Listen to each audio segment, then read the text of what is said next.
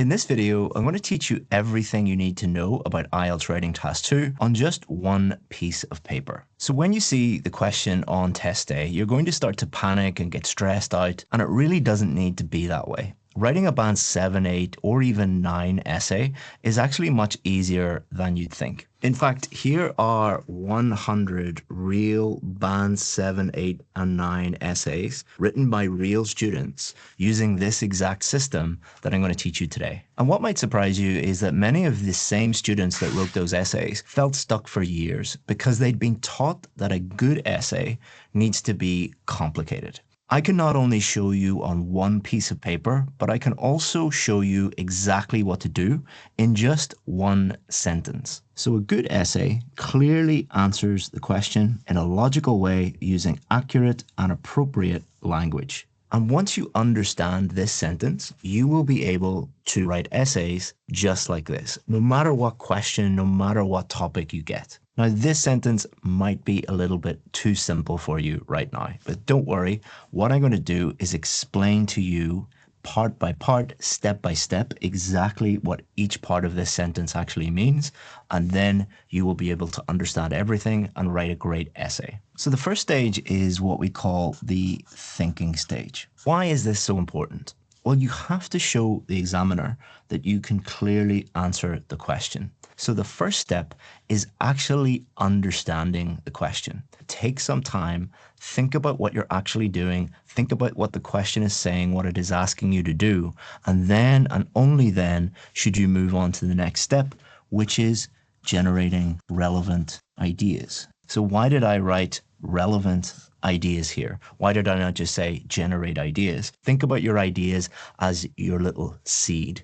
If your seed is good, your plant is going to be good. And your ideas don't have to be brilliant. The examiner is not judging you on your knowledge of the topic. Your examiner is judging you on whether you clearly answer the question. So pick the simplest idea that is easiest for you to actually write about. But it's not just about thinking of relevant ideas. You also need to take those ideas and put them into your essay in a logical way. Logical means that it makes sense to the reader. It's easy to read, so when the examiner looks at it, they understand your thought process. Think of writing as just taking the thoughts in your head and putting it on paper. And a way that we do this is using one of our structures. So we take our ideas and we put all of our ideas into this structure. This forces us to write in a logical, easy to understand way. And don't worry, I know many of you in the comments are asking, can you have these essays and can you have these structures?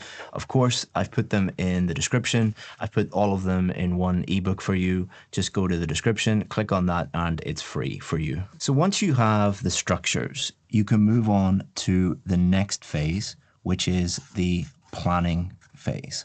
So what we want to do here is we want to take our ideas that we've generated and we want to insert them into our structure. But make sure that structure actually helps you answer the question in a clear, logical way. So in general, your essay is going to look like this. Your first paragraph is going to be your introduction. And the first thing that you're going to do in your introduction is you're going to paraphrase the question. So paraphrasing, what it does is it shows the examiner that you have understood the question and that you know how to paraphrase, which requires you to use good grammar, good vocabulary. And then the second thing you're going to do in your introduction is you're going to briefly answer the question. Why do we briefly answer it? Where it immediately tells the examiner that you have understood the question and you know how to answer it. It also helps you because you're going to be able to structure the rest of your essay much, much easier because you know exactly what you're going to write about. So do things that helps the reader, the examiner, understand that you're doing the right things, and do things that helps you write a better essay. Then you're going to take those ideas and you're going to put them into your main body paragraphs. And this is where you go into detail. So you're not putting detail in here, you're going to put your detail in here. And the first thing you're going to write is a topic sentence. And the topic sentence just clearly states the main idea of the main body paragraph. That helps you clearly answer the question in a logical way. Then we need to be a little bit more clear. We need to go into detail. So we explain what we mean. Another way to think of explanation are the reasons. What are the reasons why you think that idea actually answers the question? And if you get stuck here, there's two things you can think about. Number one, imagine yourself in the shoes of the reader, the examiner. How would you explain that to them? And an even better way is imagine explaining this to a 10-year-old who knows nothing about this topic. How would you clearly explain that to them? And then to help you clearly answer the question in a logical way even more, we're going to give an example, because examples provide evidence that what you say is actually true. Think of evidence that helps support your main idea, and that helps you clearly answer the question. So we normally have two main body paragraphs here, and then we will write our final paragraph, which is our conclusion. And all we're doing in our conclusion is we are summarizing our answer. Why do we summarize our answer? You've probably guessed it. It clearly helps us answer the question in a logical way. And I know I have said this 17 times, and I know you're probably very bored of it, but once you understand this, writing your essay becomes so much easier because you're focusing just on a few things rather than 17, 18, 19 different things. And the beauty of this system is you do all your thinking and your planning before you start writing. We interviewed hundreds of past VIP students who got a band 7, 8, or 9 in IELTS writing. And when I asked them the one thing they did to improve their score the most, planning and thinking before writing was the number one thing they said. So now let's look back at this sentence again, because there's other parts of it that we haven't touched on. So we've covered the first two parts. If you clearly answer the question in a logical, structured way that is easy to read, that's 50% of your total score right there. But the big mistake that I see many students making is messing up other 50%. The language, the grammar, the vocabulary. So we need to take all of this and we need to use accurate and appropriate language. And this is where most students mess up.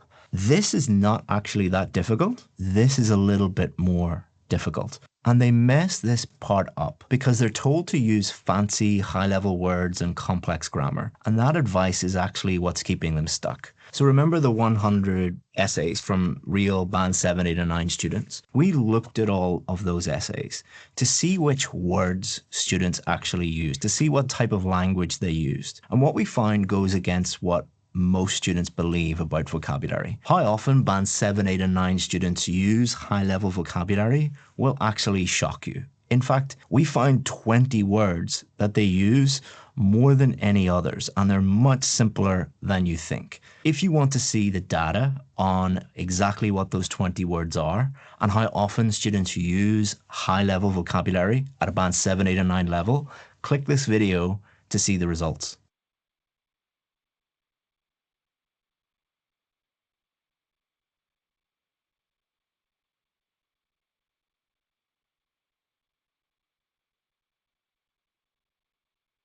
I researched the most popular IELTS writing tips and tricks so you don't have to. I'm also going to tell you if these tips will lower your score or improve your score. We're going to look at what the official marking criteria says about each of these tips. And I'm also going to show you what these tips look like in real essays. And if these tips lower your score, I'm going to show you exactly what to do to improve your score for each of these areas. So without further ado, let's jump into it.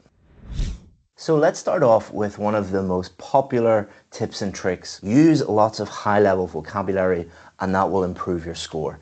Is this tip correct? So the most popular IELTS video over the last year with 6.5 million views, so a lot of people are following this tip. This video tells you exactly that.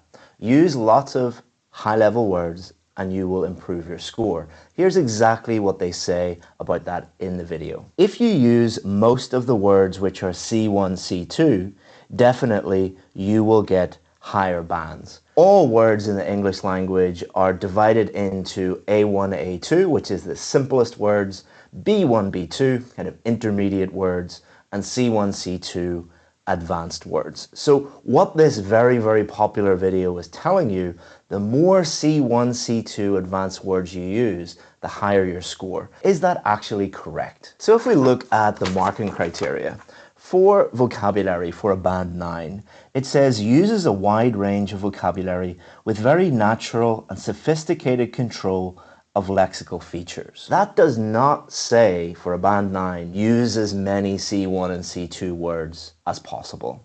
What it talks about there in the keyword is natural. Another way of saying this is, if you were a native English speaker, what type of vocabulary would you use to discuss the topics and the questions that are asked on test day? And if we look down at band 6 in the marking criteria, what it says is attempts to use less common vocabulary, but with some inaccuracy. So this is probably the most common band that examiners give for vocabulary, because what that is saying is students attempt to use high-level C1, C2 words, but they do so inaccurately. What the marking criteria says is there is a balance between range, using high-level vocabulary, and accuracy. So what it is saying is, yes, if you can use words accurately, use them. But if you use them inaccurately, you're going to get a low score. You're probably only going to get a 6. Let's have a look at what IDP say about this. Writing is a means of communicating your thoughts to the reader. That is extremely important, because what they are saying is, it is not a vocabulary test. It is a writing test. It is testing your ability to clearly communicate with the reader. Therefore, make use of vocabulary that is easy to understand. Easy to understand. Do easy to understand and lots of big words go together? No. Also, only use words you can spell. In other words, only use words that you know how to spell, because if you memorize lots of big words, you probably won't be able to spell them correctly. And if you spell them incorrectly, that is an indication to the examiner, and we go back to band 6, that you are using these words inaccurately. If we go and analyze the thousands of band 7, 8, and 9 success stories that we have on our VIP course, not a single one of these students ever said that they got a high score because they used lots of high-level words. Most of them, when we interview them, what they say is they simplified their vocabulary and their vocabulary score improved.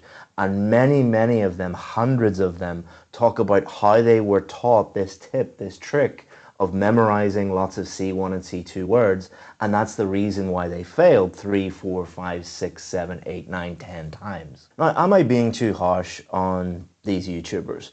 Well, not really. If we look at 2 other of the most popular videos related to vocabulary tips and tricks, one of them is use these 5 words to score high, and the other one is IELTS writing vocabulary, 25 band 9 words. And you'll hear a lot of teachers giving you this type of information. Use these words. These are high-level words. Well, what I did was I took the words from those popular videos and I wrote a paragraph using those popular words that these videos suggest that if you use them, you'll get a high score. So what I've done here is wrote a paragraph about how to solve the problem of global warming using electric cars. There are a plethora of reasons why the breakthrough of electric cars helps prevent the imminent global warming dilemma. To elucidate, their immense acceleration breakthrough is mesmerizing, which exacerbates the deterioration of fossil fuel-powered internal combustion engines. Compare that with a student who just focuses on what IDP suggests that they should do, which is clearly communicate with the examiner. Electric cars help reduce the impact of global warming because they produce less CO2. There aren't any fancy words in this second paragraph, but they are all correct. And every word in that paragraph helps the reader. That is what they are testing. Do you know how to communicate with the reader? They are not testing, did you go onto YouTube and watch a video called 5 amazing words to include in your essay to guarantee a band 9. It is not a memorization test. It is a written communication test in English. So is this popular tip correct? No, it is totally wrong. So the next IELTS writing tip and trick that you'll see is use lots of linking words and you will get a high score. And the more complex linking words you use, the more advanced linking words you use, the higher your score. Is this actually true? Well, what I did was I went and looked at Google. So I Googled IELTS linking words and I looked at the most popular article, and this is what that article said. They need more connecting words for IELTS higher band descriptors. Very, very clear. They're talking about students. So they're saying students need more linking words, more connecting words to get one of the higher bands. Pretty clear what this teacher is suggesting.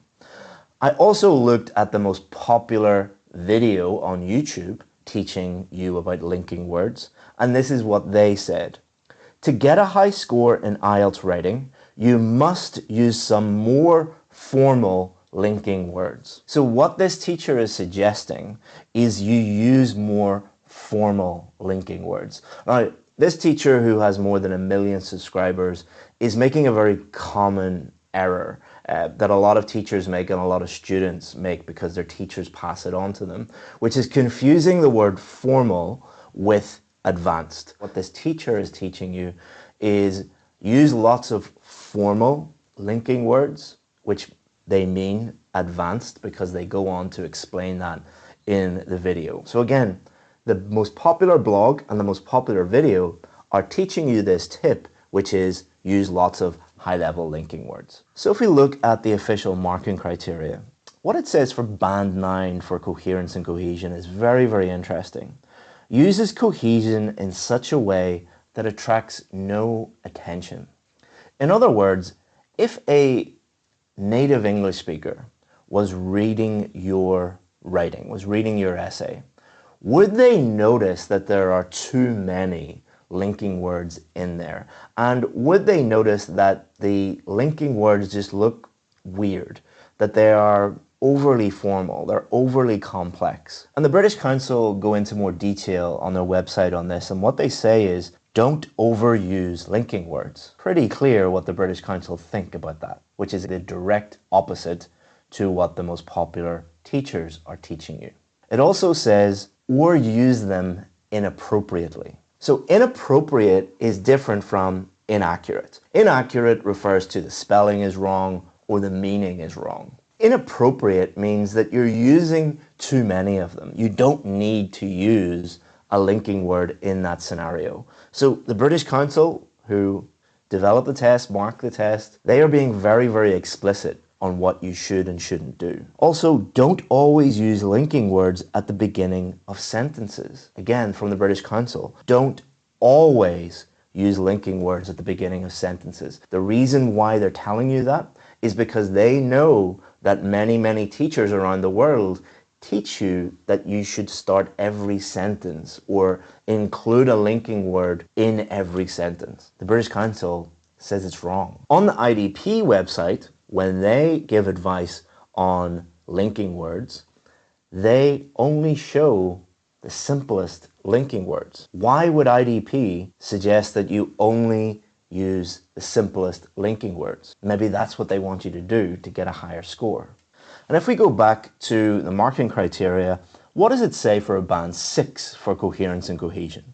Uses cohesive devices effectively, but cohesion within and or between sentences may be faulty or mechanical. Faulty means you're using them inappropriately or inaccurately. Mechanical means that you're adding them in like a robot. So if you programmed a robot and told the robot, use lots of linking words and make those words really high level, that is what a robot would do. And that is what a lot of band 6 essays look like. It's like that programmed robot that has been told, add in lots of linking words. That's what those essays look like.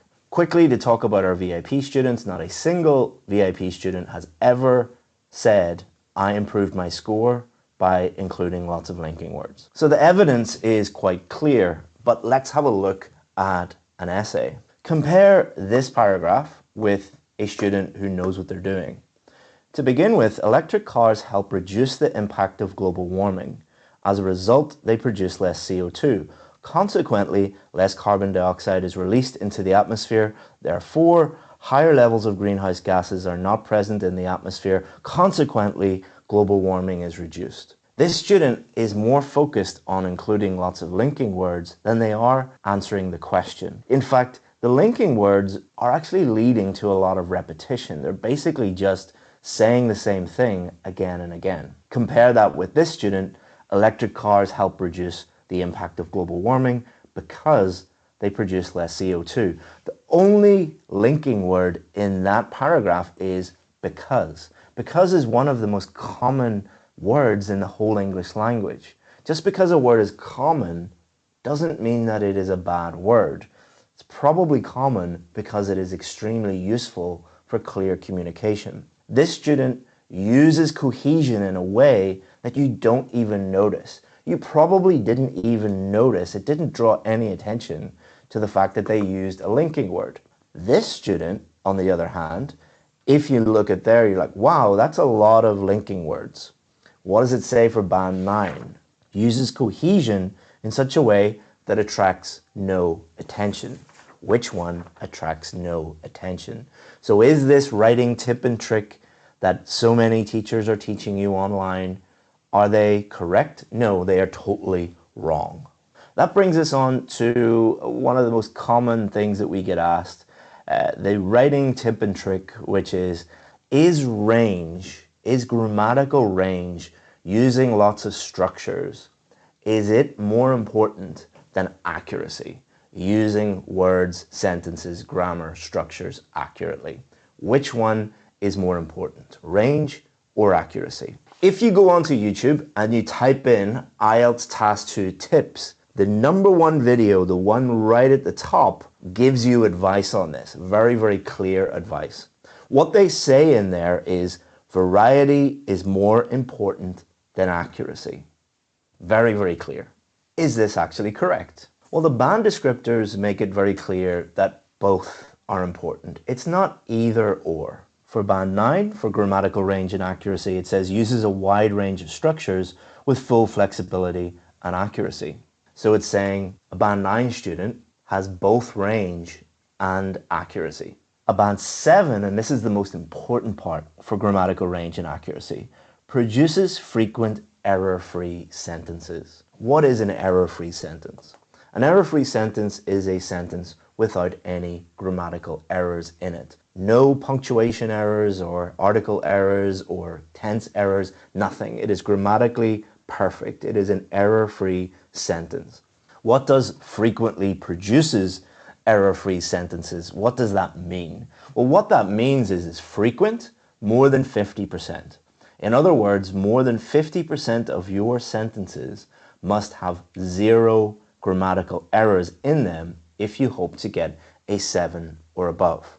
And this is very important because if you are a teacher who is actually working with students on a day-to-day basis, what you will always notice is when you try to get students to increase their range of grammar, when you advise them to use more grammatical structures, generally accuracy goes down. So what you are telling a student, if you are telling them increase the range, decrease the accuracy.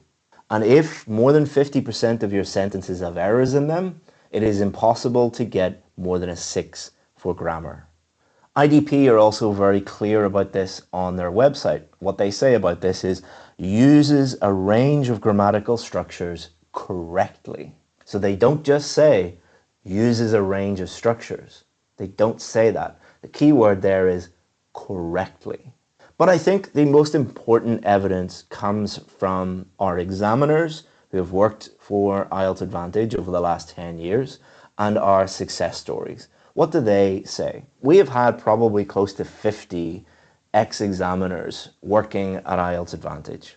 Not a single one of them has ever said that they ever gave one student in their entire career a low score for grammar because of range. Only reason why any examiner I've ever worked with at IELTS Advantage and at the British Council, the only reason they've ever given a student a lower score for grammar is because of accuracy. It is never a problem with range. It is always accuracy. And you get to know that if you're working on a day-to-day basis with real students and correcting their essays and correcting the grammar mistakes in those essays and counting the number of mistakes in each sentence. So should you just use really simple sentences and play it safe? No, that's not what we're saying. In fact, that very popular video does have very good advice on how to improve your range, but just telling students blindly range is more important than accuracy is not actually correct. So let's have a look at a few example paragraphs. So electric cars help reduce the impact of global warming. This is because they produce less CO2. This paragraph is made up of two simple sentences. Compare that with the second paragraph. Electric cars help reduce the impact of global warming because they produce less CO2. So this is, for the purposes of IELTS marking criteria, this is a complex sentence. These are two simple sentences. This is a complex sentence. For the purposes of IELTS, a complex sentence is a sentence with more than one clause or more than one idea. What we teach our students is, yes, use a range of different structures, but only use them safely and appropriately. If you know how to use that structure and it's appropriate to do so and it's accurate, then use it. And as you can see here, it is actually quite easy to produce error-free sentences and use a range of vocabulary at the same time. Now, if you wanted to push that even further, you could use this. If electric cars hope to reduce the impact of global warming, they will have to produce less CO2. Now, this student is using a complex sentence, but they're also using conditionals, and they're also using future structures. But you don't have to use this. For the purposes of the IELTS marking criteria, if the examiner was looking at the purple sentence and the red sentence, they would be happy with both of them. There are no mistakes in either of them.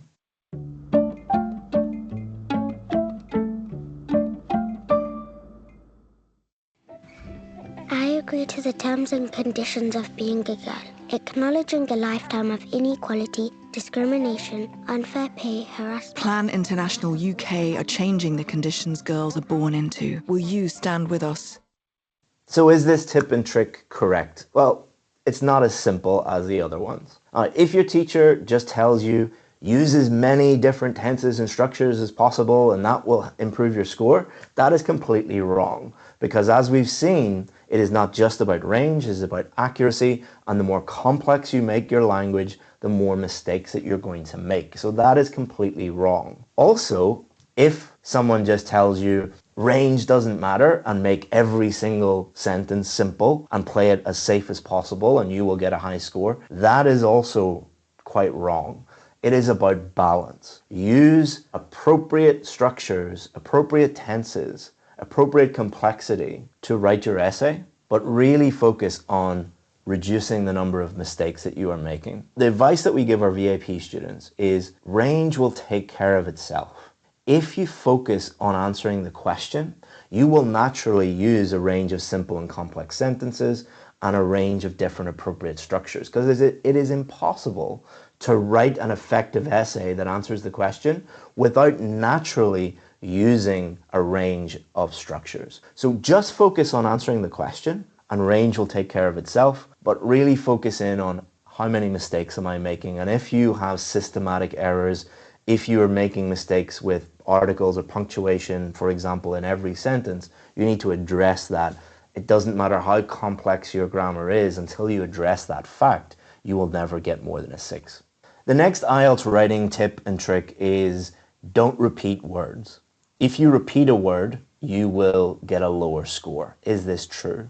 So again, I put this into YouTube search and I looked at the most popular video discussing this topic. And what that video said was, stop repeating vocabulary, in IELTS speaking and writing. Very clear what they think about this. So what does the official marking criteria say? Well, it doesn't actually talk about repetition and repeating words until you get down to band 4. So for vocabulary at band 4, it says, uses only basic vocabulary which may be used repetitively or which may be inappropriate for the task. Now, does that mean if you repeat a word, you will get a band 4? No. If that was the case, every single one of my students and every single student in the world would get a band 4, because there are always going to be words, which we will show you in a minute, there will always be words that you have to repeat. What band 4 for lexical resource is saying here is you just keep repeating the same basic words.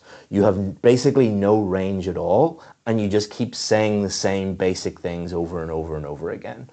That's not what you want to do. But is the advice that these teachers are teaching you, which is if you repeat a word, you will automatically get a low score, is that actually true? Well, let's look at some facts and some data. So what we did was take 100 of our VIP students' essays.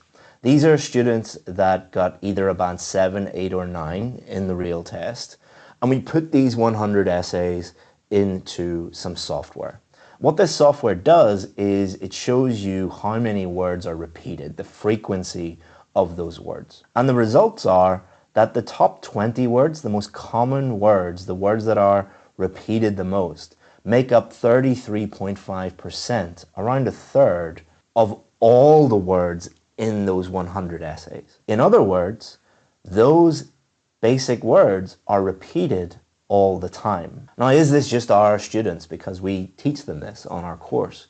Well, what you can do is take any book in the world, any English book that is well written, put it into the same software, and you'll see the same pattern. The most common words make up around a third of the English language. Why is this? Well, this is how languages work. Most of the words that you say in English and your native language are not big, complicated, unusual words. You are repeating the same words over and over and over again. Now, do we teach our students to just don't care about variety, don't care about range when it comes to vocabulary, don't worry about repeating words? No. What we teach them is this. When you see a word and you think that you need to repeat that word, you have 3 choices. Number 1, repeat the word. Number 2, change it to something that you're not really sure about. Or number 3, change it to something you're 100% sure about. Now, if your teacher has taught you this tip, which is don't repeat any words, you're always going to go with option 2. You're going to continually change words to things that you're not really sure about. What does the marking criteria say about that? Well, it talks about inaccuracy. It talks about spelling mistakes, meaning mistakes, collocation mistakes. If you're making lots of mistakes, you get a lower vocabulary score. What we teach our students is choose option 1 or option 3. If you can change it to something that you know is 100% correct, you know the spelling, collocations, meaning especially, change it. But if you don't, repeat the word. That is going to produce an essay that has a wide enough range to get a high score, but most importantly, it will be accurate. But even more importantly, the student is not going to be stressed out, because if you teach a student that you can never repeat a word, the IELTS writing exam is going to be one of the most stressful experiences that they ever encounter. They're going to see lots and lots and lots of these words that are constantly repeated, and they know that you've told them if you repeat a word, you'll fail your test, you'll get a low score. So they're forced to change it to stuff that they know is wrong. If you are stressed out and if you're wasting time, do you think that you're going to get a high score? Again, there's a huge difference between making videos on YouTube and working on a day-to-day basis with real students and seeing what tips and tricks, what actually works on the ground on test day. This tip is completely wrong. The next tip and trick is that you need to include a hook in your introduction. When I searched Google and YouTube for this, I found a teacher that has taken this to a whole new level. What they have done is they have given their students templates that include hooks in the introductions and thesis statements and outline statements and background statements. And what they are teaching their students is memorize these templates, insert some of your ideas in there, and you're going to wow the examiner and get a high score. And this is becoming more and more and more common among students. Real examiners are starting to see the same templates which include hooks in them every single time. And one of the things that examiners find quite funny is, what is a hook? Well, a hook is designed to hook the reader in to get their attention. The only thing hooking the examiner, the only reason why they're looking at your essay is because they're being paid to do so. They would rather do anything in this world but look at your essay, no matter how amazing your hook is. They're only doing it because they're doing their job. It would be like teaching someone that you need to have an interesting introduction to ordering a burger in McDonald's. The person doesn't care how you greet them in McDonald's. You're just another customer. So what does the marking criteria say about this? Well, some very interesting stuff. Band 0. How can you get a band 0? Well, number one, you could not attend. You could stay at home in your bed. If you did that, you would get a band 0. Or you can get a band 0 if you go to the test center and you fall asleep and you don't write anything. You will get a band 0. Does not attempt the task in any way. Or if you write a totally memorized response.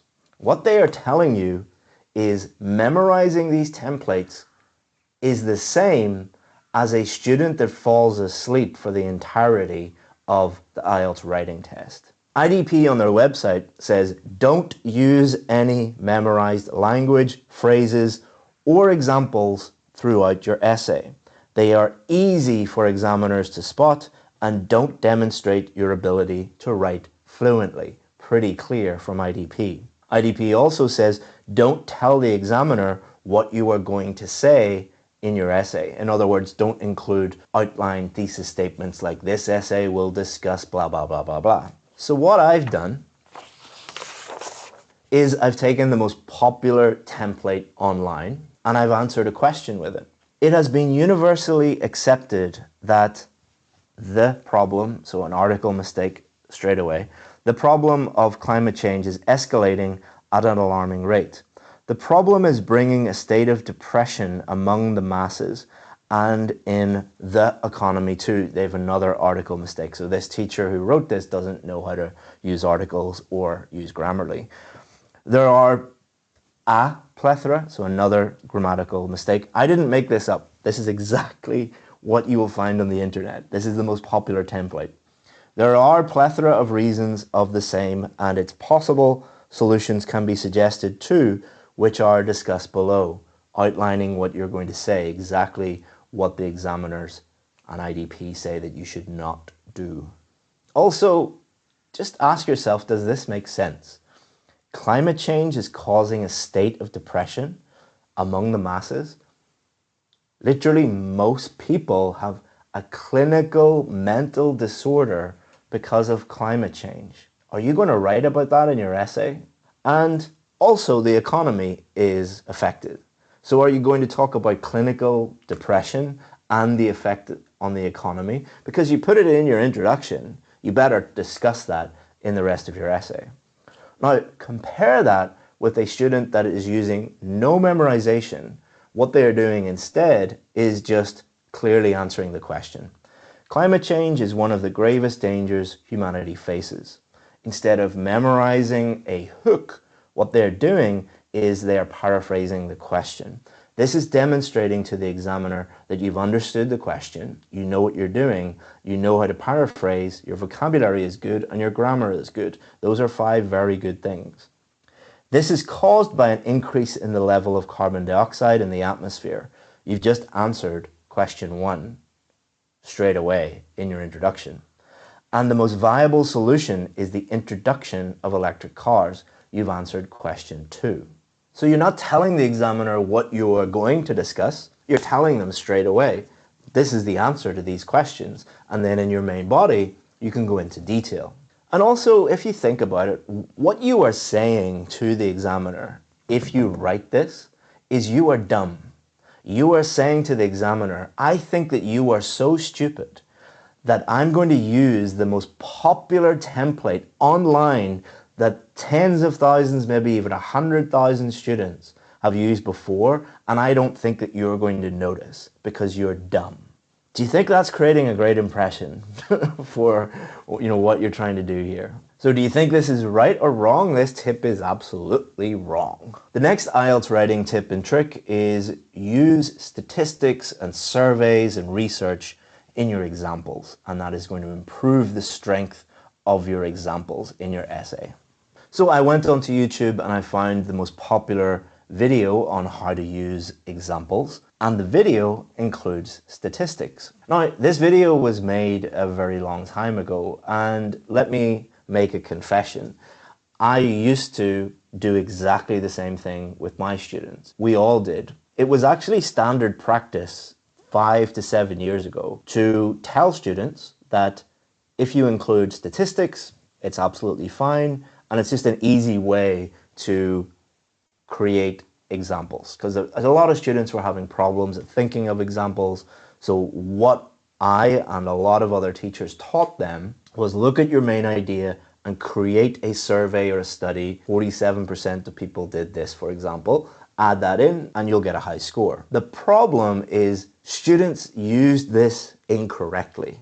So what we were teaching our students was match your main idea to your example and make sure that your example makes sense. If your example doesn't make any sense, it is not a good example and you're wasting your time. But how a lot of teachers and students interpreted that advice was just include lots of data and surveys and don't worry about whether they make sense. So IDP noticed that a lot of students were using this technique, put out on their website recently, I think last year, and they said, don't present recent research or statistics related to the topic. So what IDP are saying is, stop using this. We stopped advising students to do this by 2 or 3 years ago, because again, we're working day to day with students, and we just noticed that students would mess this up. You would get students writing statistics such as 98% of people in the UK died from smoking. It doesn't make any sense. So let's look at the example from the most popular YouTube video on how to do this. An increasing number of people are eating unhealthy food regardless of the health warnings. For example, about 70% of people working in the UK resort to buying ready-made meals for convenience rather than doing home cooking. So this is actually fine. It makes sense. It sounds correct. But now, since IDP have said this, we can't do this. So what we do instead is take out the research, take out the example of the statistics, and just replace 70% with something more vague, like many. Many people working in the UK resort to buying ready-made meals for convenience rather than doing home cooking. So we're keeping IDP happy, we're not using statistics, and this makes sense. And it is a real example. Do many people in the UK buy ready-made meals? Absolutely, that's a fact. And this example is good because it's connected to the main idea and it makes sense. So instead of thinking about, should I use statistics, just what is an example of the thing that I'm talking about? What is an example of the main idea of this topic? And if you do that, you'll be fine. So is this common tip and trick correct? No, don't use statistics. So the next IELTS writing tip and trick is idioms. If you use lots of idioms in your IELTS writing, will this improve your IELTS score? So if you go and type in idioms IELTS writing into YouTube, you'll find lots of videos. The most popular one is one called 40 Awesome Idioms for IELTS Writing. With a title like that, this teacher is definitely suggesting that idioms are awesome and you should use them in your IELTS writing. Is this actually true? Well, what does the marking criteria say? Well, the writing criteria says nothing about idioms. It is silent on idioms, but the speaking marking criteria talks about them. What does the speaking marking criteria say? Well, the speaking marking criteria talks about idiomatic language. And this reveals to you a lot about the tips and tricks that you will see on YouTube especially. The reason why teachers are teaching you use lots of idioms to improve your score is, number one, they have confused the speaking test with the writing test. And number two, they don't know what idiomatic language means. Idiomatic language does not mean idioms. Idiomatic language means natural language that native English speakers would use. That includes idioms, but that is just a small part of idiomatic language. If you know native English speakers, listen to them for 5 minutes. Count how many idioms they use, probably 0. IDP has a video on their website called Where Can I Use Idioms in My IELTS Test? And they only mention speaking and task 1 general training informal letters. Why? Because speaking and task 1 general training informal letters are informal. Idioms are informal. That means that you should not use them in writing task 2 or task 1 academic or general training task 1 formal letters. IDP on their website also says on their guide to IELTS writing, don't use idioms. Pretty clear. I've also never met a real ex-examiner or a real successful student who used this tactic, who tried to include lots of idioms and eventually got a high score using that tactic. Just doesn't work. So is it correct? No, it's not correct. The next tips and tricks are about word length. So for task 2, you will often hear teachers teaching their students that you must write more than 250 words. This is absolutely correct. I'm not going to go into detail on this because it's very, very simple. You must, if you want a high score, you must write more than 250 words. But what is more worrying is there's lots of tips and tricks out there that teach you that the more you write, the higher your score. This is absolutely false for 2 reasons. Number 1, if you think about it, if this were true, all you would have to do is just write lots of words and you would get a high score. That's not actually testing your ability to clearly communicate in English. Secondly, from a tactical point of view, from working with real students, what you will notice if you are a real teacher working with real students is once students start to write more than 300 words, 2 things happen. Number 1, they generally go off topic. And number 2, they don't have enough time to check their work, proofread their work, and move on and do task 1 and get everything done on time. So more than 250? Absolutely, this tip is correct. But once you start going over 300, if you write 301, 305, don't worry too much about it. But if your writing is starting to get to 350, 400, 450, you probably have a major problem. If you want to see what those tips look like in a real essay, what I've done is I've taken a band 6 essay and transformed it into a band 8 essay. And if you click here, it will show you the whole video.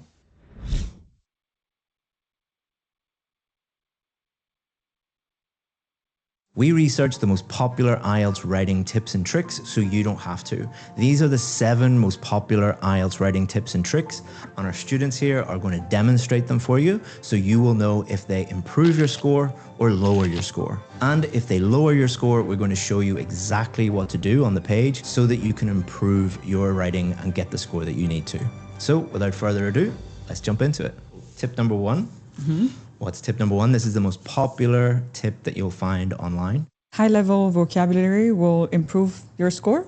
So is this tip actually correct? Is using lots of high-level vocabulary, is it a good tip? Will it improve your score or will it lower your score? If you go to one of the most popular IELTS videos on YouTube, it has more than 7 million views at the time of recording. This video tells you exactly that. Use lots of high-level words and you'll improve your score. So guys, I don't know whether you're aware, but all words in the English language are divided into A1, A2, B1, B2, C1, C2. A1, A2 are words that beginner English learners can use. B1, B2, those are words that an intermediate student would be able to use. And C1, C2, those are words that only experts or expert users or expert learners would be able to use. What it says exactly in the video is if you use most of the words which are C1, C2, definitely you will get higher bands. Sounds right, sounds logical. Let's find out if it actually does improve your score. So I've got a little challenge for you. I've researched the most high-level words given in this YouTube video. I'm going to give one of you a list of these words, and I want you to write an introduction, just trying to use as many of these words in your introduction as possible. And one of you, I just want you to write normally, not trying to include lots of high-level words. We're going to see who writes the better introduction, okay? Cool. Okay. And at home, you can also do this. I've included that list of words and the questions in a little workbook for you, which you can download. It's in the description. You can download that workbook and you can play along with the two students here. We're also including lots of samples and structures and questions in that workbook as a little thank you. That's our gift to you. So you can download that in the description. So I've given you each the same question. I've given you a list of the top 10 words, the big high-level words. What I want you to do is write your introduction using as many of those words as possible, and you just write the introduction normally. Mm-hmm.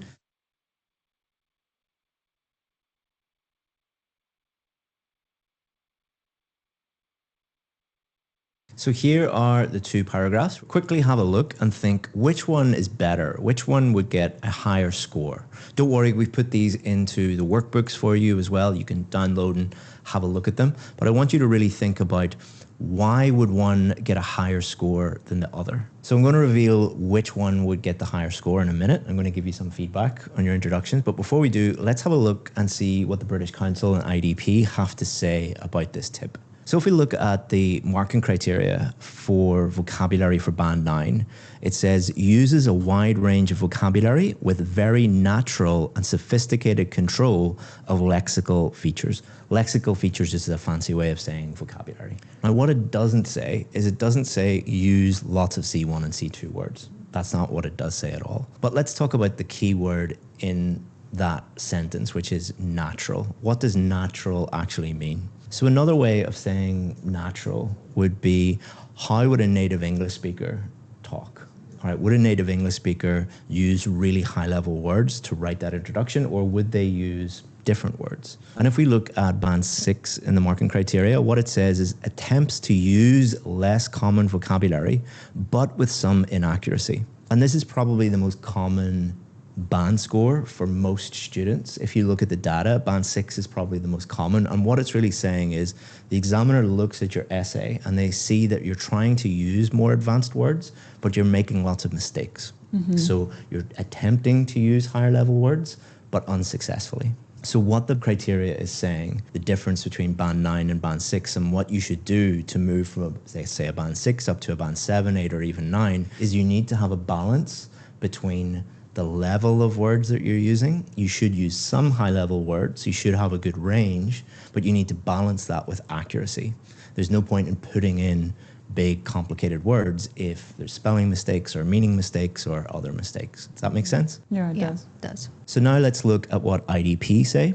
IDP say about this: writing is a means of communicating your thoughts to the reader.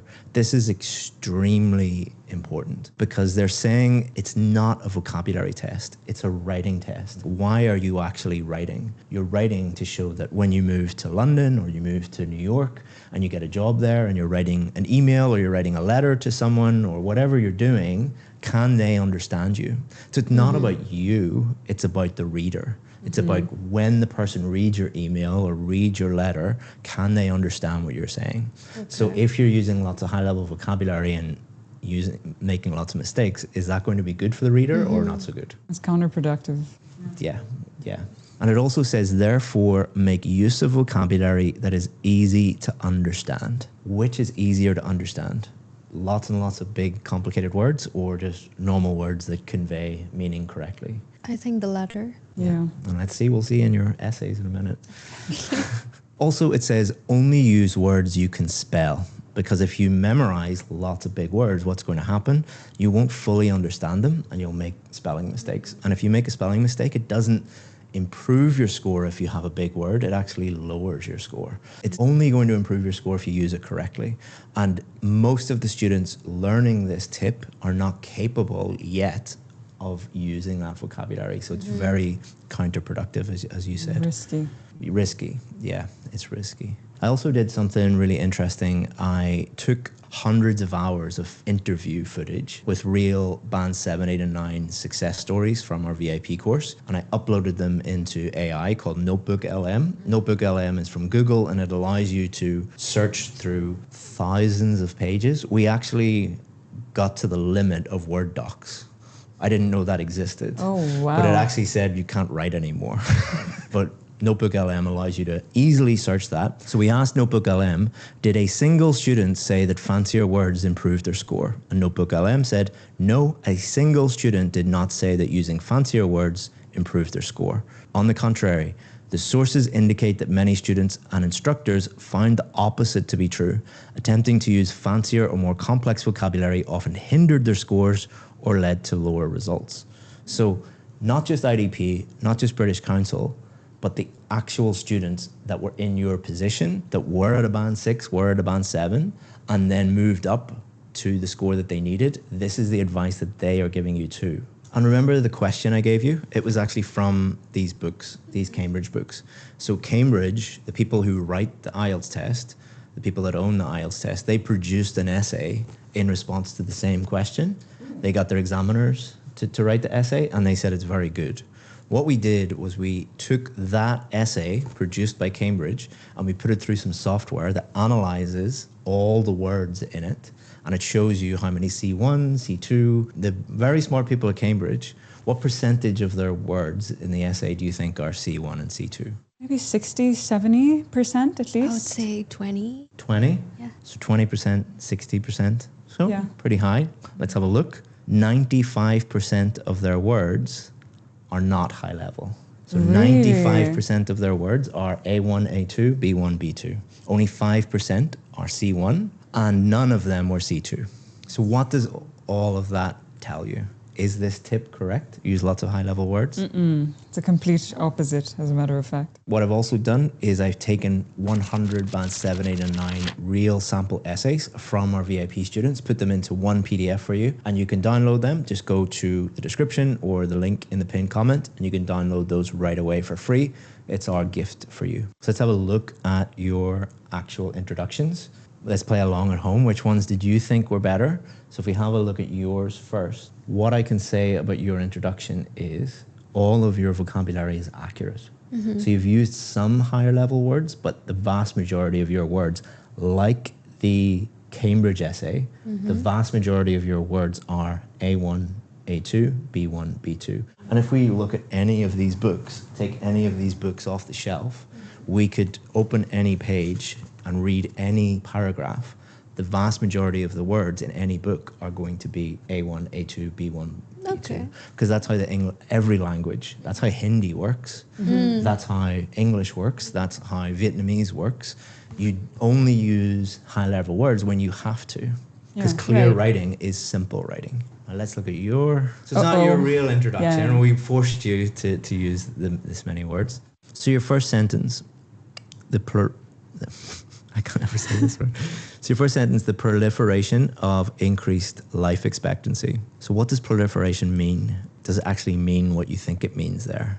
No, I just like the word, so I thought I'd might as well use it. So it means a rapid and often excessive increase in something, like the proliferation of nuclear weapons. Like there's too many nuclear weapons. Are there too many of the thing that you're mentioning here? And what are you talking about here? The increase of life expectancy. Yeah, so it's actually saying there's too much life expectancy. Would we talk about old people in that way? No, yeah, you're right. It sounds like overly dramatic. And it would be very obvious to an examiner that you have just copied that word from some list and stuck it in there. So it doesn't actually mean what you think it means. So that's wrong. Even though it's spelled correct, the grammar is correct, the meaning is incorrect. Yeah. And now, is now a ubiquitous fact in the modern world. Why do you think that's wrong? I thought it kind of meant that it's everywhere, but I guess in the context of this situation, it's not the case. Is it the case that this is happening everywhere in every country, in every part of that country, No. all over the world? No. So No. again, is it accurate? No. No. And we can summarize that by just saying that there's spelling mistakes in there, but most of the time you're just trying too hard by including words that don't mean what you think they mean. All right. Just because a word is complex or high level doesn't actually get you the score. So the next tip, this is the second most popular tip. What is it? Linking words will improve your score. So let's find out, do using lots of linking words improve your score or not? So linking words are often called linkers or cohesive devices, but basically what this tip is saying is the more you use them and the more advanced your linking words are, the higher your score. Is this actually true?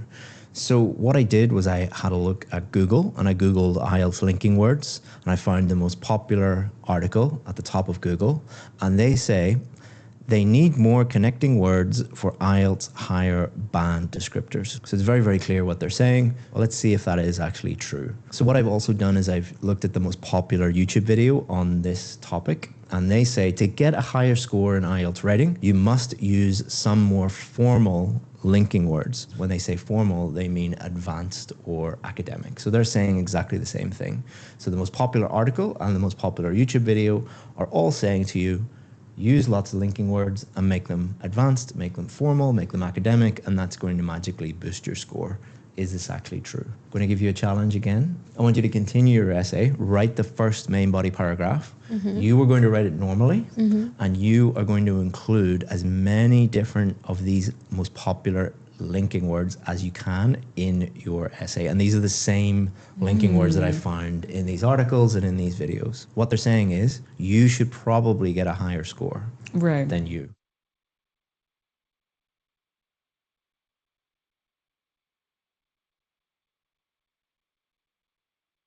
So let's have a look at your sample essays and see what you did. You have 1, 2, 3, 4, 5, 6 linking words in one paragraph. Yeah. So would an examiner notice that? And why would they notice it? They probably would. Because it feels like I'm trying to stretch out my answer a bit and just add words that don't do anything to the substance. That's a good point. One of the reasons why students love these linking words is they're afraid that they won't go over 250 words. They're like, I know these things, I've memorized these things, let's just put them in and that'll get us over 250 words. But the problem with that strategy is it's not a word count test. It's not how many words can you write. Is the collection of those words leading to a clear essay. So if we have a look at all of the linking words here, you'll find all of these errors. So you can see the vast majority of the linking words have some kind of problem with them. We've also included that in the PDF in a more detailed explanation on each one. So if you want that, just download it and you can read it at home at your leisure. So where in your essay or in your paragraph here did you decide to put a linking word? Over here, I said for instance. Why did you do that? Because I wanted to give an example. So that's an example of an accurate and appropriate. So it's accurate because the meaning is correct and you've spelt it correctly, but it's also appropriate because you're giving an example and you said, for instance, or for example, here's an example. But if you look at the rest of your paragraph, you didn't try and put them in everywhere. Yeah. But is your essay or is your paragraph clear, easy to understand? I would say absolutely yes. We don't need to put anything in.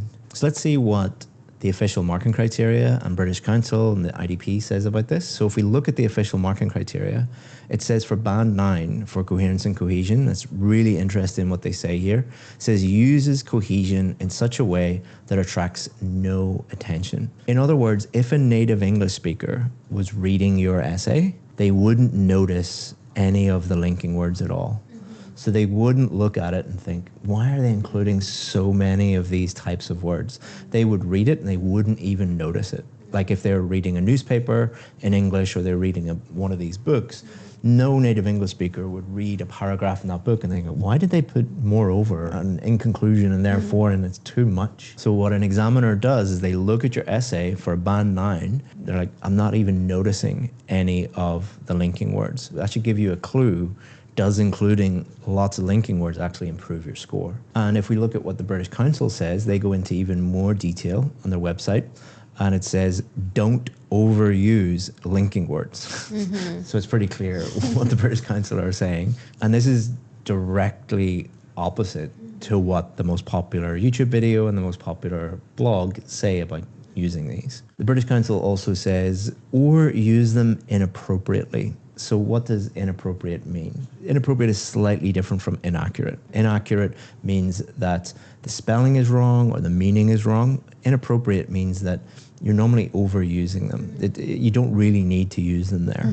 So this is a problem with people who try and insert them a little bit too much. So keep it more natural, basically. Exactly. They also say don't always use linking words at the beginning of sentences. Again, the British Council is being very clear here. The reason why they're saying that is because the examiners at the British Council see this every single day, where they read essays and at the beginning of every sentence, it has a linking word in there. And the reason why many students do this is because they memorize templates. And the templates will have basically the linking word at the beginning of every sentence, and then it'll say insert idea or insert explanation or insert example.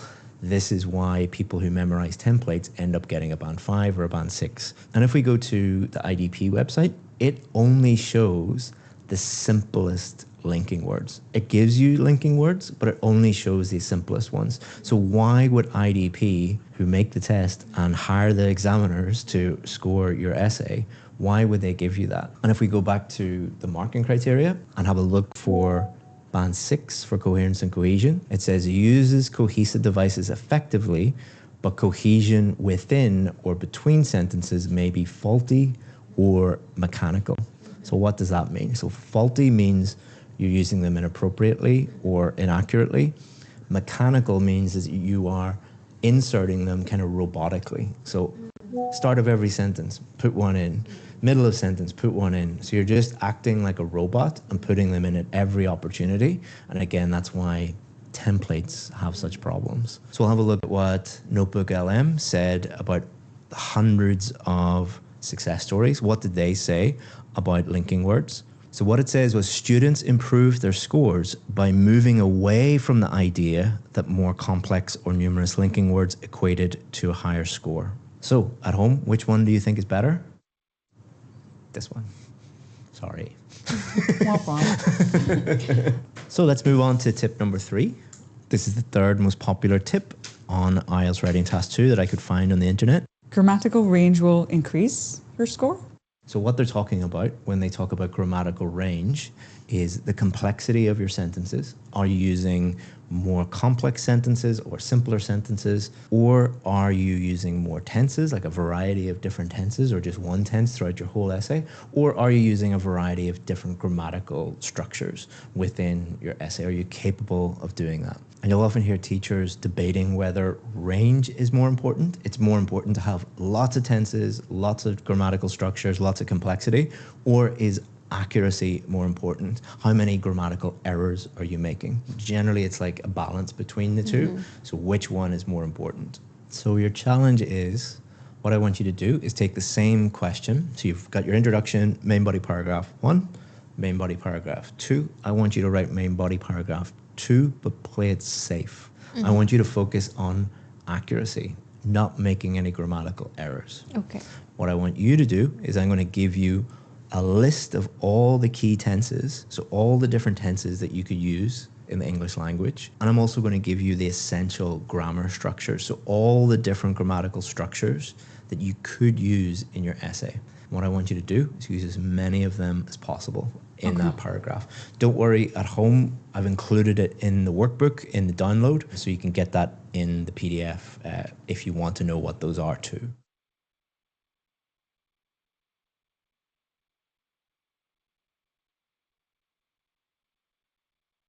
So let's have a look at YouTube and see what advice most teachers and most videos are given about this debate, whether it's range or whether it's accuracy. So if you go to YouTube and type in IELTS Task 2 tips, the number one video, the one right at the top, gives you advice on this, and it's very, very clear. They state variety is more important than accuracy. So it's very, very important what they're saying there. But if we look at the band descriptors, the official marking criteria, it makes it very, very clear that both are important, range and accuracy. So for band 9, for grammatical range and accuracy, it states uses a wide range of structures with full flexibility and accuracy. So what it's saying there is one is not more important than the other, they're both important. And if we go down and look at band 7, it says produces frequent error-free sentences.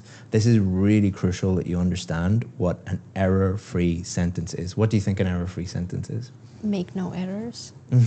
Make no errors at all, or Yeah. no grammatical errors or vocabulary or spelling errors, or? I think grammatical. Yeah, so spelling isn't included in grammar. Meaning mistakes with vocabulary wouldn't be included. They would only include things like punctuation errors, tenses errors, subject-verb agreement, article error, just grammar.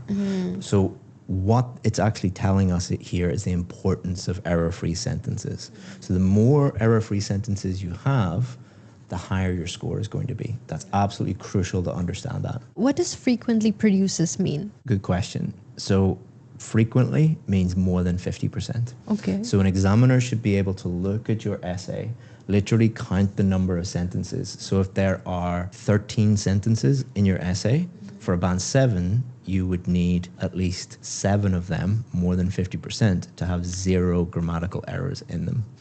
But if you had, let's say, 8 or 9 sentences that even have a small punctuation error in them, you're not producing frequently error-free sentences. So we have all of these sources. The most popular video is saying range is more important. IDP, the British Council, the marking criteria are saying both are important. But what we have found is working with students day to day is if we tell students to increase the complexity of their sentences and include more complex grammar structures and tenses, what do you think happens? Lowers your score. In what way?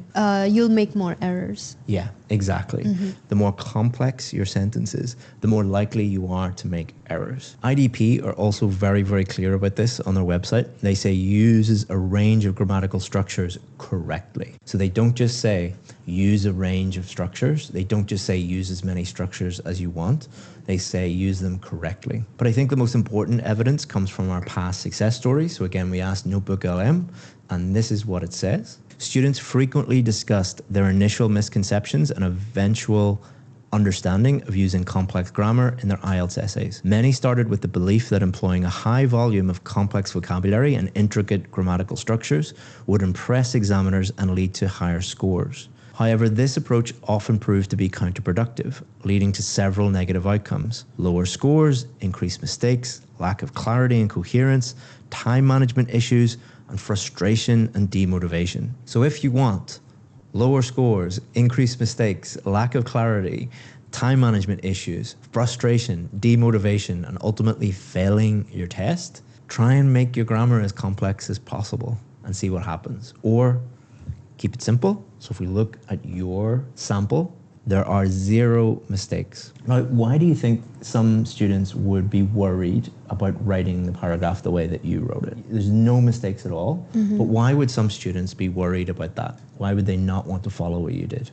I think just the pressure of making it sound more complex gets to them, and they want to impress the examiner. And that's why they make it complicated and make errors. Yeah, so they're worried about there's not enough range. So they're looking at these YouTube videos, they're listening to their local teachers, and they're saying range is really, really important. But the thing that we have always found is when we tell students, just do what you did, all we said was just make it as simple as possible.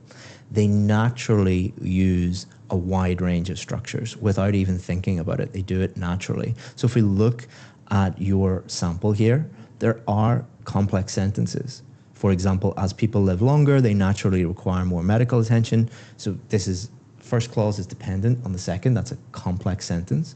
There's relative clauses in there. Long-term care, which leads to increased government spending. Grandparents who may need this healthcare.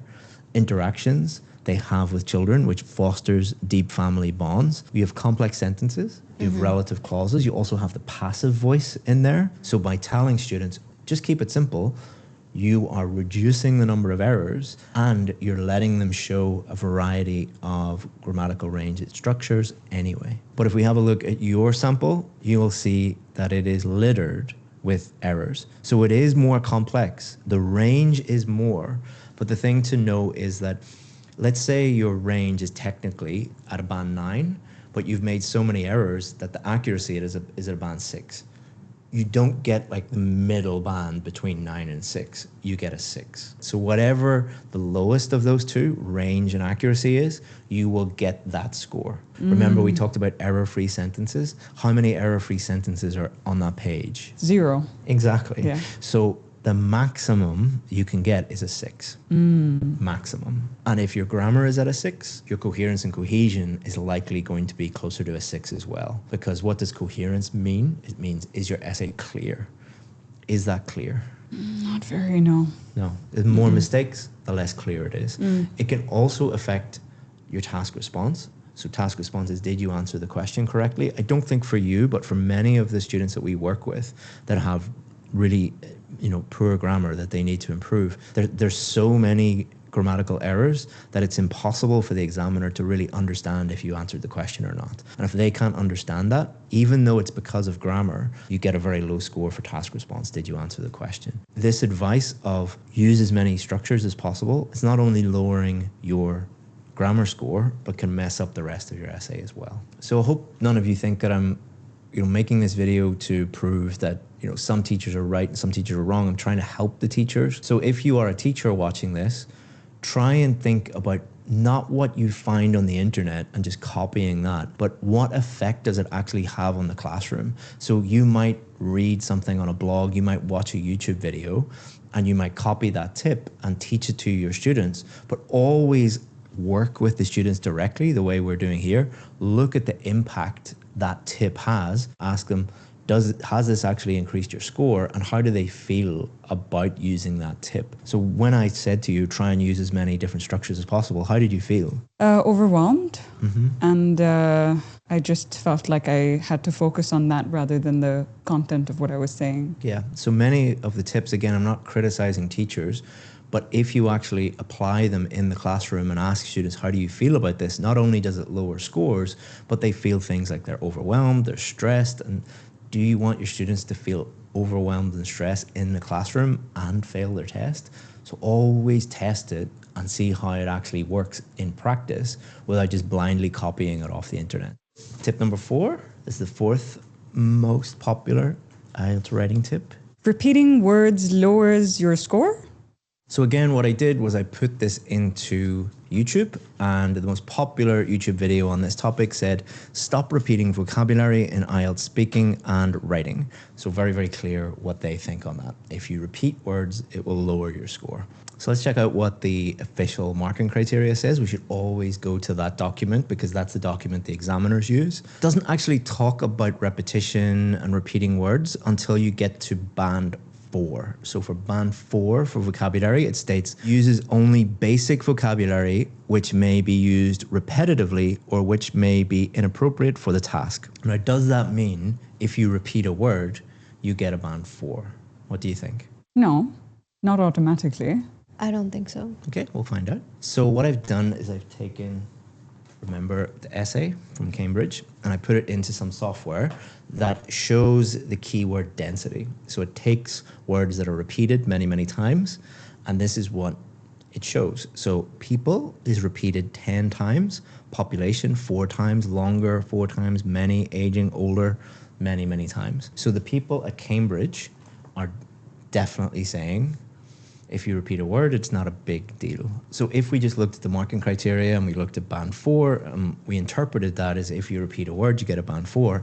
Every single one of our successful students would get a band 4 because there will always be at least one word that you will repeat. So what is the rule? How often is it okay to repeat words, and which words are okay to repeat? So we took 100 of our band 7, 8 and 9 students' essays, and we put these 100 essays into the same software to identify if there are any words that are repeated again and again. The top 20 words make up 33.5% of all the words. These are words like and, at, the, very, very common words in the English language. And this isn't just the case for English. If you go and look at a book in Hindi, you will find some words are repeated again and again. All languages are the same. So somebody telling you, you can never repeat a word is going against language itself. That's how language works. There are certain words that have to be repeated again and again. Shouldn't we worry about repeating words at all? Good question. There are some words that you should try to vary.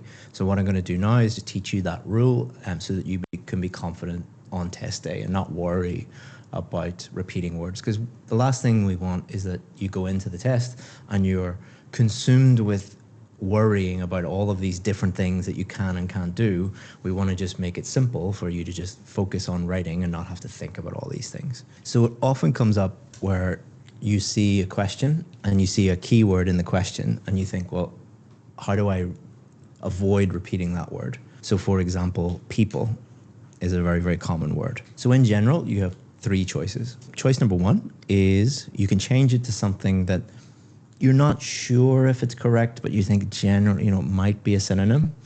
So for people, that might be something like citizens. But depending on the context, citizens might be correct or it might be wrong. So citizens is more about the relationship a person has with the government. So a citizen of a country, whereas that might be wrong if you're just talking about, people's health. If you said something, citizens have less exercise than before. That's nothing to do with your relationship with the government. So that would actually be wrong.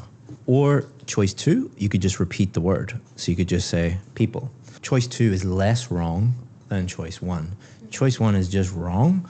Choice 2 is not great because you could probably show the examiner that you know how to vary that a little bit more, but it is better to make a safe bet and to just repeat the word if you're not sure. The third choice is actually much better, and it's something that most people don't consider because they've been taught, we look back at tip 1, you must use high-level language. That's why people would put citizens in there. What you could do instead is just use a really, really simple word, something that 100% is correct. So what's a synonym of people that is really simple? Humans, human beings. Yep. Or individuals. Humans. Crowd. Or individuals. Yep. Humans maybe a little bit scientific sounding, but individuals, that would cover everything. So you have 3 choices in summary. Change it to something that you think is high level, but is probably wrong. Just repeat the word. That's the second best choice because you're not showing a massive range, but you are not making mistakes either. It's a balancing act.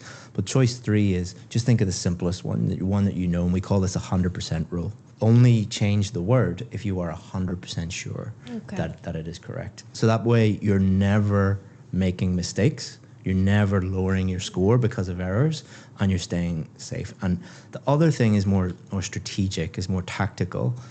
If you see people in the question and you're thinking, how do I change people? My teacher told me that I can't repeat a word. What is happening? You're wasting time. Exactly. And You're overwhelming yourself. yeah, it's wasting time and getting more stressed. 2 of the things that are nothing to do with the English language, they're nothing to do with writing, but they're everything to do with test strategy. Remember, it is a test at the end of the day. So we want to do things, if we think very strategic, that minimize the chances of making a mistake, reduce the amount of time that it takes to make that decision, and increases the chances that we can just move on and keep going and get the score that we need. So that's why this 100% rule works really, really well. So would you say this tip is right or wrong? You can never repeat a word. Wrong.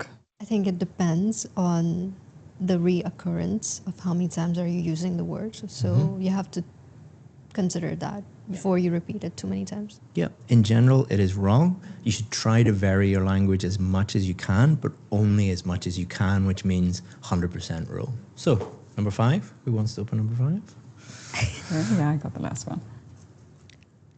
A hook will increase your score. Do you know what a hook is? What's a hook? Something that baits you in, like a hook would, just to keep your attention for a longer period of time. And where would you put it? At the beginning. Okay. So I want you to look at your introduction and think about, does your introduction actually need a hook? Would it improve your introduction? Yeah, I think so. It would improve it? Yeah, I think so. Okay. So let's think about improving your introduction with a hook. So what I want you to do is I want you to hook me in by writing an amazing hook at the beginning, and then we'll have a look at what British Council and IDP say about hooks while you are writing. So when I searched Google and YouTube, I found a teacher who took this to a whole new level, and this is a very, very common way of teaching. And I'm not criticizing the teacher or the method. I'll help you teachers as well. I'll give you some advice on how to avoid this. But they have produced complete templates, and all the student has to do is just memorize the whole thing. There's lots of hooks at the beginning. There's lots of language they can memorize, and then just insert your ideas. But the hook seems to be very, very important here. So the important thing, if you're a teacher, is to think about why you're doing this. And I know where this comes from. You're trying to help the students because you think the templates are going to help them, and students want it. So you're a nice person, so you're going to give them what they want and you're going to try and help them. But what I can tell you from examiners is examiners are trained to spot these. And if you mark as many scripts as examiners do, you will see these again and again and again. And the examiner is allowed to give you 0 if they consider it just a complete fabrication. You're just memorizing an answer and giving it to them. So I know you're trying to help students, but you could be helping them fail the test. So be very, very careful with these. So then why do people include hooks in their answers? Well, I think hooks in general are to grab someone's attention. So it's like hooking a fish. So, but what I can tell you for sure is examiners do not need hooks because they are being paid. Only reason the examiner is looking at your essay is because they're being paid to do that. They would rather do anything else in the world than look at your essay. So by including a hook, you are not getting them to look at the fee that you paid is the hook. Well said. Well said. So let's have a look at what you did here. Nowadays, life expectancy is skyrocketing. Okay, does that add anything to your essay? Does it make it better? Not really. Does it make it worse in any way? I feel like it's just unnecessary. Yeah, and it's also there. repeating things. So it Right, says exactly. It's skyrocketing and it is increasing. Right, so it's redundant, all right? But the other thing is, how did you feel when I said, now write a hook? Confused. And what would it do on test day? I think it would overwhelm me, put me under pressure, and I'll waste time thinking of a hook. Exactly. Hooks will not lower your score per se, but they will waste time and they will take up brain power that you could spend in other areas, and it actually can lead to mistakes. But the big thing is that the examiner sees them again and again and again, so they're just redundant, and you are basically waving a flag to the examiner saying, I don't know how to write an essay. So that's not a great way to start. So what does the marking criteria say about this? Well, some very, very interesting stuff. If you go to the marking criteria and look at band 0, well, number 1, it says if you did not attend. So if you slept in, if you got drunk the night before and were sleeping through the whole thing, you would get a band 0. Or if you don't write anything, so if you just show up and you literally fall asleep on the paper, you get a band 0. Or it says if you write a totally memorized response. So what it is saying is, a memorized response, which includes templates and hooks and things, is as good as falling asleep and writing nothing. Ooh. Why do you think that is? It didn't require any skill. You're just regurgitating information. Exactly. Memorization and writing and communicating are not the same thing. Yeah. You know, it's not the same thing at all. It's the opposite to what they're actually testing. Because if you move to New York or you move to London and your boss says, can you write an email? Are you going to go, I just need to go and find some templates and memorize this thing. Yeah. You know, they would fire you on the spot because you're demonstrating that you can't actually communicate in English. And if we have a look at what IDP say, they say, don't use any memorized language, phrases, or examples throughout your essay. They're easy for examiners to spot and don't demonstrate your ability to write fluently. So, is this a good tip? No. No. No. Tip number 6, second to last one. This is an interesting one, very controversial one. Ooh, we like controversial. Idioms will increase your score? What do we think? Increase or decrease? Increase. Increase? No, wait. I think. If used, Told you it was controversial. if used sparingly and when appropriate, Okay. can be good, but too much of a risk to take to just throw in there and hope for the best. So if it's a general thing, then maybe no. Let's see.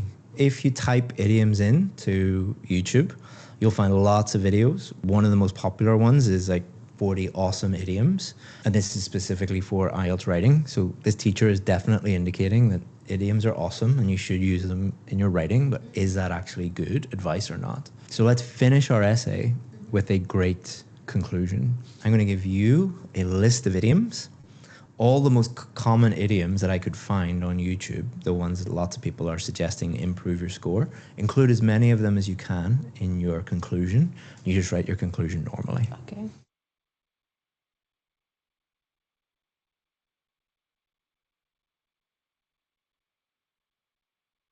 So you've both finished your conclusions? Yeah. Let's see what the marking criteria says about idioms. Well, the marking criteria actually says nothing about idioms. It's silent on idioms. But the speaking criteria talks a little bit about them. And that's where the clue is. But the speaking criteria doesn't talk about idioms. It talks about idiomatic language. And this is where the confusion comes from. They interpret that as idiomatic language, band 8, means use lots of idioms and you'll get a high score. The problem is that is just for speaking, and idiomatic language doesn't mean use lots of idioms. And if we look at the IDP website, when it talks about their guide to IELTS writing, it is 100% clear. It states don't use idioms. So again, this is not me attacking teachers, it's me trying to help the teachers. If you see something that on the surface looks like, oh, this is going to help students, actually dig a little bit deeper and look at the meaning of words that you might be a little bit unsure of. And if you look at idiomatic language, for example, you will find that it doesn't just mean idioms, and it is only really applicable to speaking, not to writing. And if we look at your conclusion, are there any problems with your conclusion? Yes. Way too many idioms. Goes around in circles, not really getting anywhere. There's a lot of cliches in there, like all in all, every coin has two sides, a double-edged sword. These are overused and redundant. Yeah. You've also misused the icing on the cake. Icing on the cake means that it's attractive but inessential. So icing on the cake is like we don't need this. It's not essential, but it's nice to have. Yeah, you know. Sure. But you've misunderstood the meaning and talked about it being like primary. You'll see a lot of students write things like nowadays, in modern life, day by day, in this day and age, part and parcel. Again, we need value per word. It's not actually adding any value. It's just cliche, meaningless filler. And if we compare that with your conclusion, every single word, every single sentence is adding value to the reader. If we think about what a conclusion is, it should help the reader understand your point of view and your opinion just by clearly summarizing that in a conclusion. So instead of having to wade through all of these cliches and idioms and things that don't really mean anything, you've just said like, this is exactly what I think. That makes the reader happy. Happy examiners normally give higher scores than examiners that have a headache. So well done. So all in all, are idioms a good idea in writing task 2? It's a complete opposite, as a matter of fact. Last but not least, using a little overused cliche there. You must write more than 250 words. The answer to this is yes and no. So a few years ago, you had to go over 250 words. If you wrote 249, you automatically got a lower score. Not many people know this, but they did away with that. So if you're just under, but you write a great essay, you should be fine. But we never tell students that. Don't tell anybody. We shouldn't be saying this. The reason why we never say that to people is like it doesn't matter. Is if you say that to someone, again, this is thinking about strategically in the classroom. Students interpret that, or a lot of students interpret that as it doesn't matter. And really it does. So the sweet spot is if your essay is around 260 to 300, normally that's quite a good essay. But my essay, if it's over 300, is that a problem? Again, yes and no. So yours is about 330, 340. So you're about 10% over what we would recommend. So it's not a huge deal. But what we have found is when students start to go over 300, two things happen. One, the obvious one, they start to run out of time. Remember, you're not just doing task 2, you also have to do task 1 writing. So if you start to write like 350, 400 words, you're eating into that time that you should be dedicating to task 1. And the second reason is once you go over 300, you're not giving yourself enough time to check your work. And you can also start to make a lot more mistakes, start to go off on tangents. So again, it's this tactical way of thinking about the test is if you 260 to 300, You've got the best of both worlds. You've wrote enough, but you also have time to check your work, correct any mistakes, and then move on to task 1 if you haven't done task 1 yet. Don't think in terms of 250. When you're practicing, count the number of words, and if it's between like 260 to 300, not exactly, but in and around there, then you're in the sweet spot. Okay? Yeah. If you want more help with writing, choose this video. And if you want help with speaking, choose this video.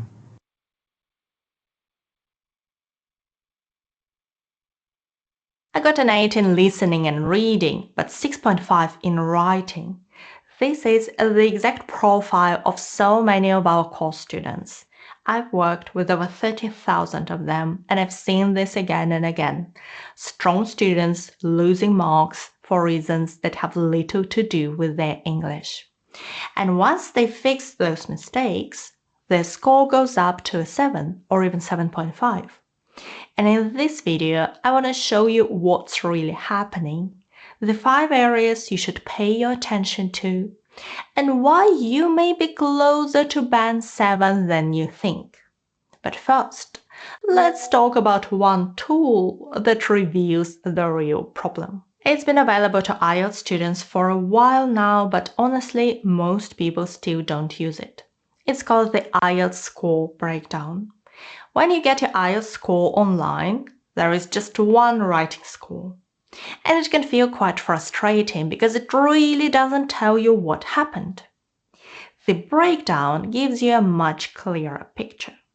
It shows how the examiner assessed each of the core criteria across Task 1 and Task 2, so you can finally see where things went well and where they didn't. If you've already taken your IELTS, I'll leave instructions in the video descriptions so you can see how to apply. Over time, these results have become such a valuable source of insight for us. I do work with former IELTS examiners directly, but these breakdowns help us spot patterns almost in real time. So let's look at a few of those patterns next, because they can make a real difference to your writing score. Let's start with something many students don't pay enough attention to. Everyone knows there are 2 tasks. Task 1 is shorter and counts for 1/3 of the score. Task 2 is longer, takes more time, and counts for 2/3. So naturally, most students focus more time on Task 2 when they prepare. But have a look at this score breakdown. You see, it was Task 1 that reduced the scores below 7. Task 2, the essay, was fine. And ironically, this score breakdown was received by our student who didn't even enroll in Task 1.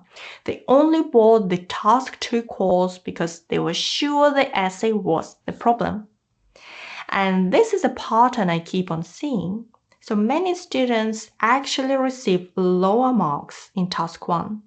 And this happens in both IELTS Academic, where you need to describe a chart, maps, or diagrams, and in general training, where you need to write a letter. So even though Task 1 carries less weight on paper, it still deserves as much care and attention during preparation. Now, there is another big problem that affects a lot of IELTS students. We've known about it for a long time, long before IELTS score breakdowns became available, but they just confirm it. Let me tell you about another student of mine. She was sure her vocabulary was holding her back, and she was memorizing word lists before her retake. But when she received her breakdown, her lexical resource was already at a band 7, and so was her grammar. The lower scores were in task response, how well you respond to the task and answer the question, and coherence and cohesion, the structure and flow of your answers. In other words, her English was strong enough, but her essay writing skills were the weak part. And these are the patterns my whole writing courses are built around, and that's why they allow so many students to improve their score in a short period of time.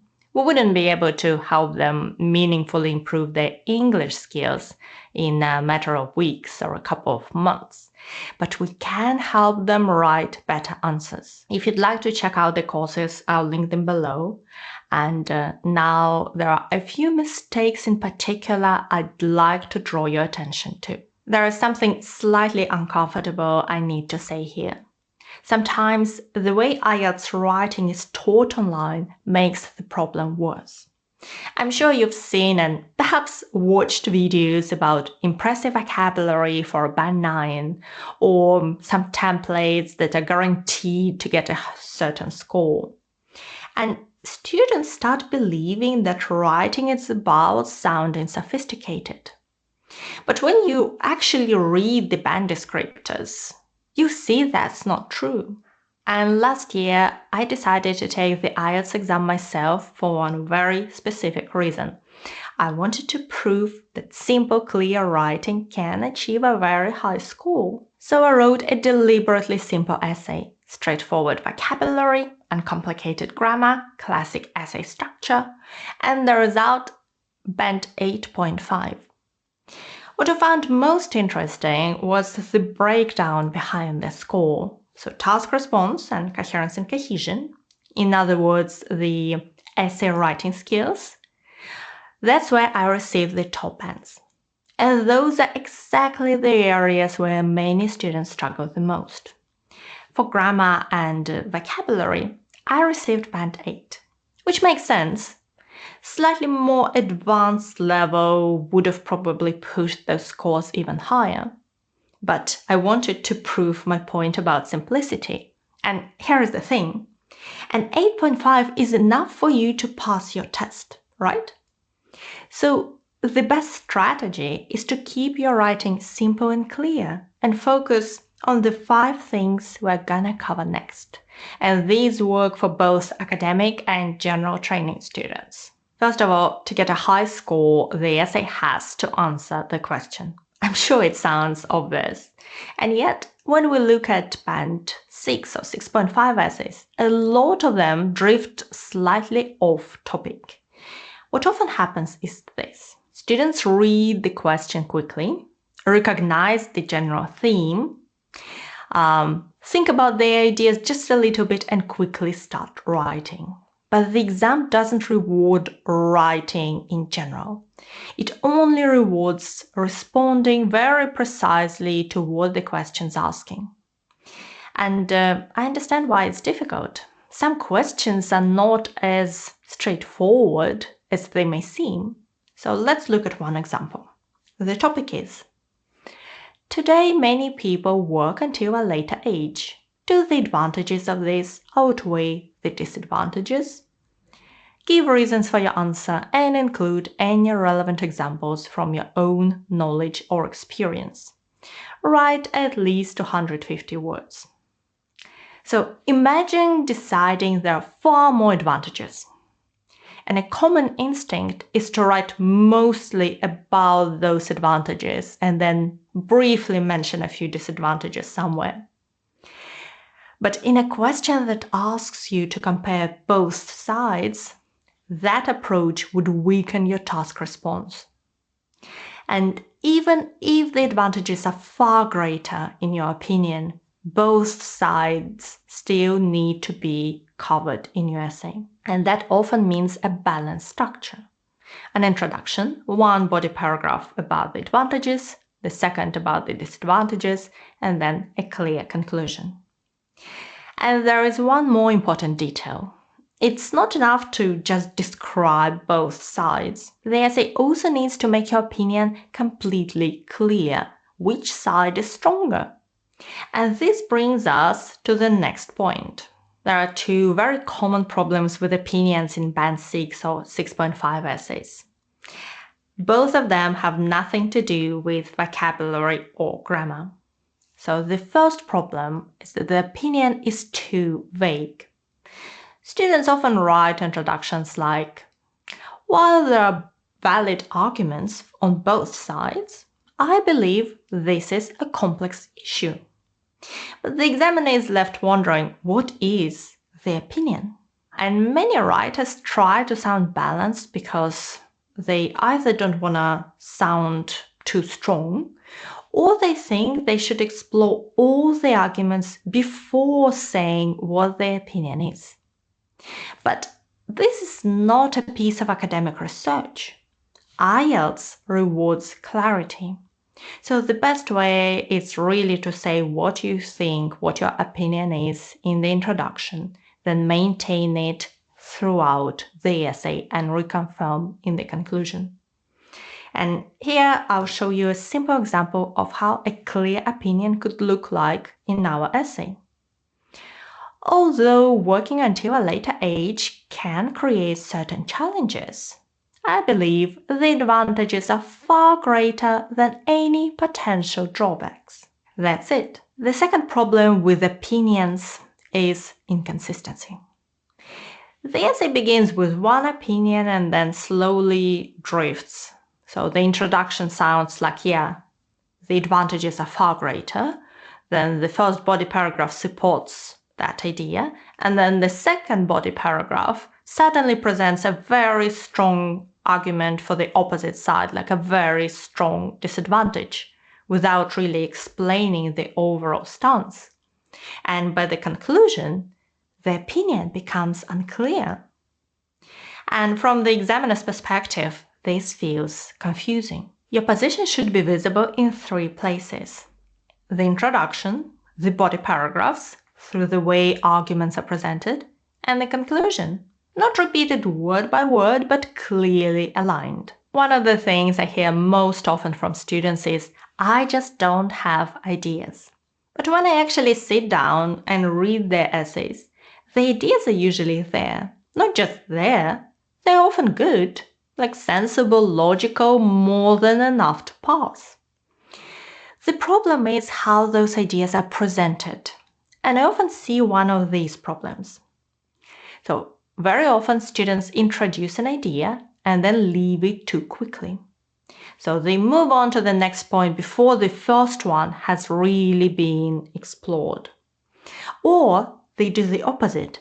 They stay with the same idea, repeating it in slightly different words, instead of supporting it, exploring it, developing it.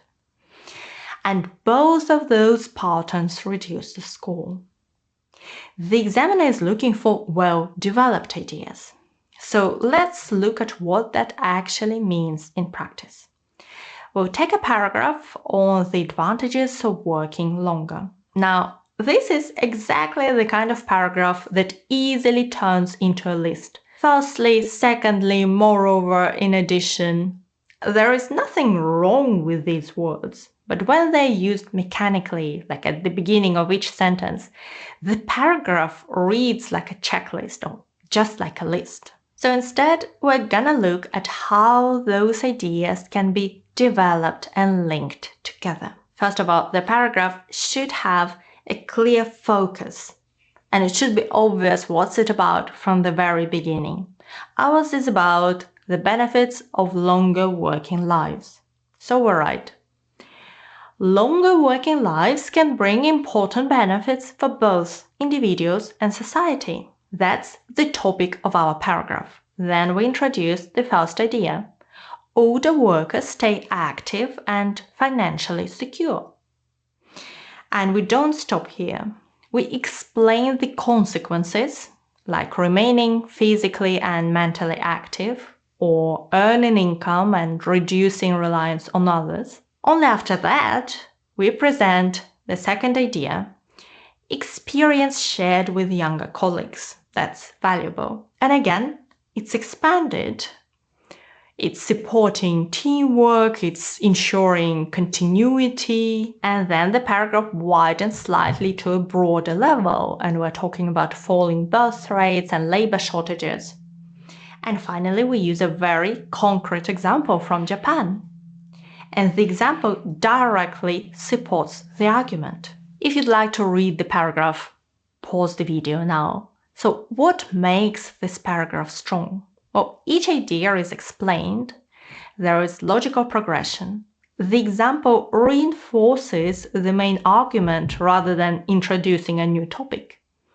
And this kind of development is only possible when you plan.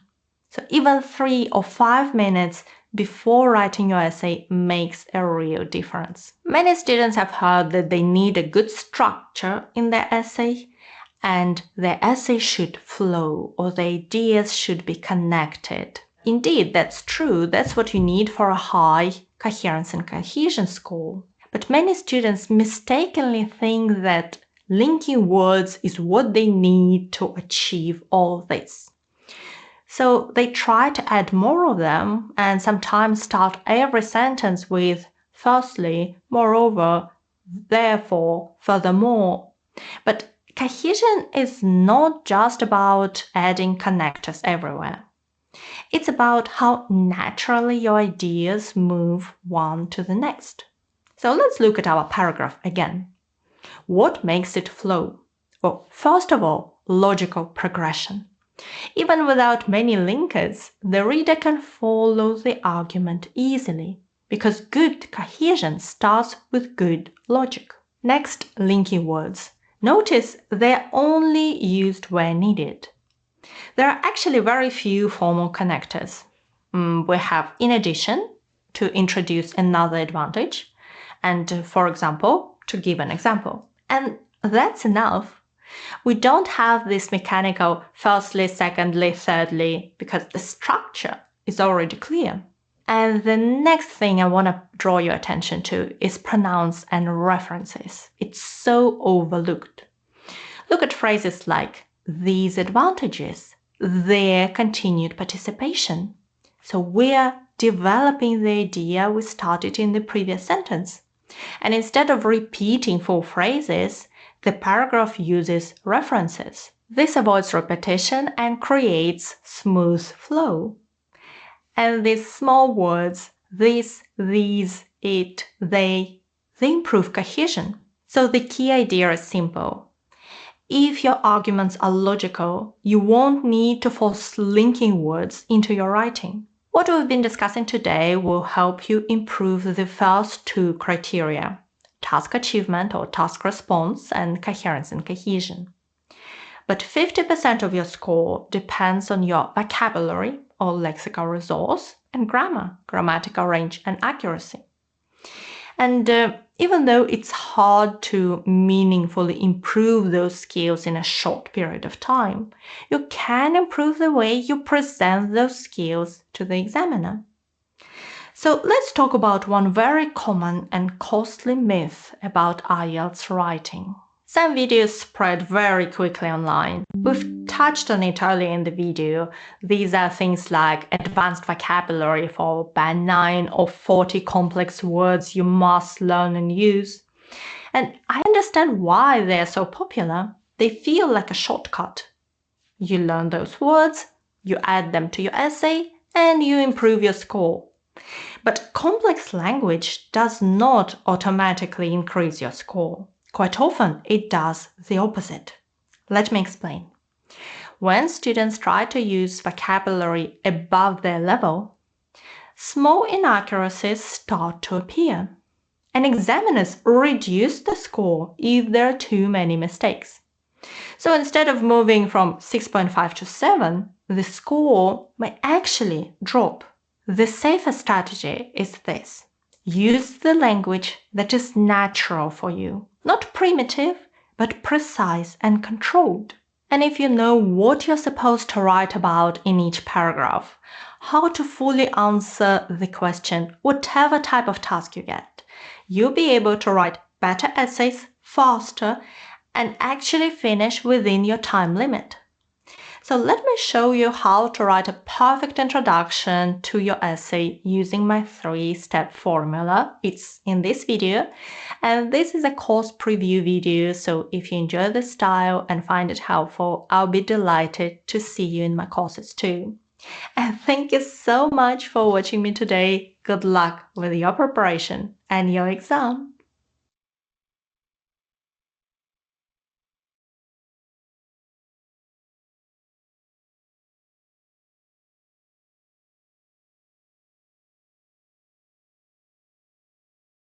Hi everyone. Thanks for that. Sorry about last Saturday again. There's a few more of you received that apology. Raphael, great to see you with pen and paper. Good man. Thank you. Any questions?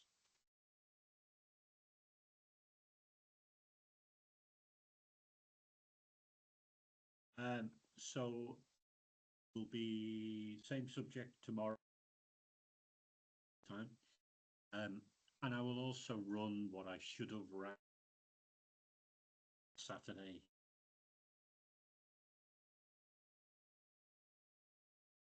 Yeah, it was reading. Just some videos. Have time. Hang on and stay around for that. Of course, tomorrow and Sunday also at 12 o'clock your time. It's just the month. All right, thanks all. All right, thank you.